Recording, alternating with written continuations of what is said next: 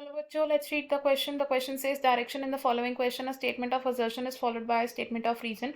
Mark the correct choice as option 1. Both assertion and reason are true, and reason is the correct explanation of assertion. Option 2. Both assertion and reason are true, but reason is not the correct explanation of assertion.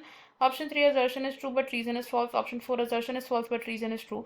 Assertion: transgenic lymphocytes were injected into the patient who is suffering from ADA deficiency in the gene therapy. Reason: infusion of transgenic lymphocytes having a normal copy of ADA gene provides a complete cure for ADA deficiency.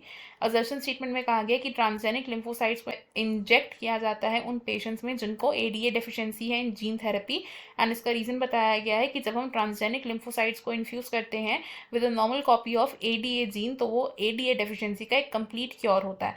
अगर हम बात करें इस question में use होने वाले की concept की, तो फॉर दिस क्वेश्चन हमारा की कॉन्सेप्ट होगा जीन थेरेपी. जीन थेरेपी में हम क्या करते हैं, जीन थेरेपी एक ऐसी टेक्निक है जिसमें हम डिफेक्टिव जीन्स को रिप्लेस कर सकते हैं विद द हेल्दी जीन्स ताकि हम किसी डिजीज को क्योर कर पाए. And first time for ADA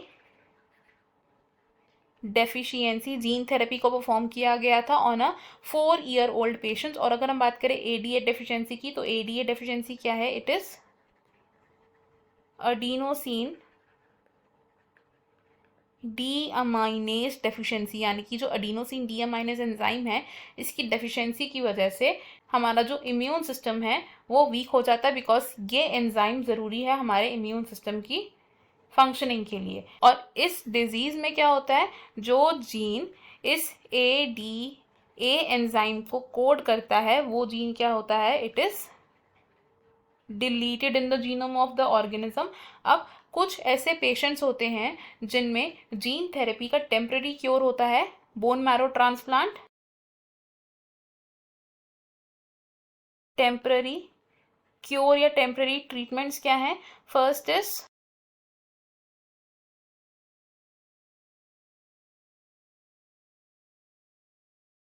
bone marrow transplant. कुछ ऐसे पेशेंट्स हैं जिनमें एंजाइम रिप्लेसमेंट थेरेपी से टेम्पररी क्योर किया जा सकता है, लेकिन ये दोनों ट्रीटमेंट्स क्या हैं, ये टेम्पररी क्योर्स हैं. अब इन दोनों ट्रीटमेंट से एक कंपैरेटिवली बेटर अप्रोच क्या है कि हम क्या करें, लिम्फोसाइट्स को आइसोलेट करें फ्रॉम द पेशेंट और फिर उन लिम्फोसाइट्स को हम ग्रो करें एक ऐसे कल्चर में जहां पर फंक्शनल ADA एंजाइम का कॉम्प्लीमेंट्री DNA प्रेजेंट हो. These are grown in culture having functional ADA यानी कि adenosine deaminase enzyme cDNA which is complementary DNA. And then हम क्या करें, इस DNA को इंट्रोड्यूस करें in the lymphocytes of the patient. और ये जो हमारे पास अब ट्रांसजेनिक लिम्फोसाइट्स है, इन ट्रांसजेनिक लिम्फोसाइट्स को हम वापस से इंजेक्ट करें इनटू द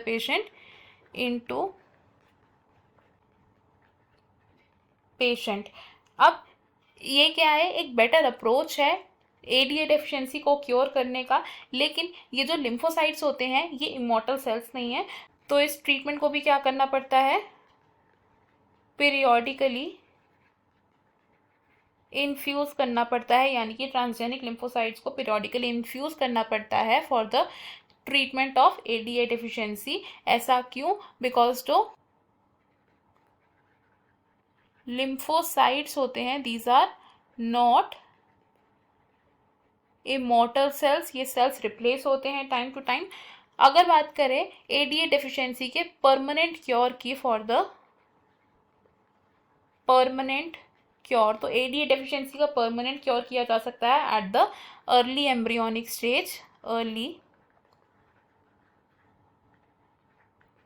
एम्ब्रियोनिक स्टेज जब हम ADA डेफिशिएंसी को डायग्नोज करें एंड बोन मैरो से वो जीन आइसोलेट करे जो ADA एंजाइम को प्रोड्यूस कर रहा है, एंड देन उसे हम इनकॉर्पोरेट कर दें into the early embryonic stage cells of the patient. अगर हम अपने असर्शन और रीजन स्टेटमेंट की बात करें तो असर्शन स्टेटमेंट हमारी करेक्ट है, लेकिन रीजन स्टेटमेंट रॉन्ग है, बिकॉज ट्रांसजेनिक लिम्फोसाइट्स का जो इन्फ्यूजन है वो कंप्लीट क्योर नहीं है ADA डेफिशिएंसी का। ट्रांसजेनिक लिम्फोसाइट्स को पीरियोडिकली इन्फ्यूज करना पड़ता है इन द पेशेंट। तो अगर अकॉर्डिंग टू दिस हमारा जो करेक्ट आंसर है that will be option 3 which says assertion is true but reason is false. Option 1, option 2 and option 4 wrong हो जाएंगे। हमारा फाइनल आंसर है यहाँ पर option number 3। I hope you understood it well. Best of luck. Thank you.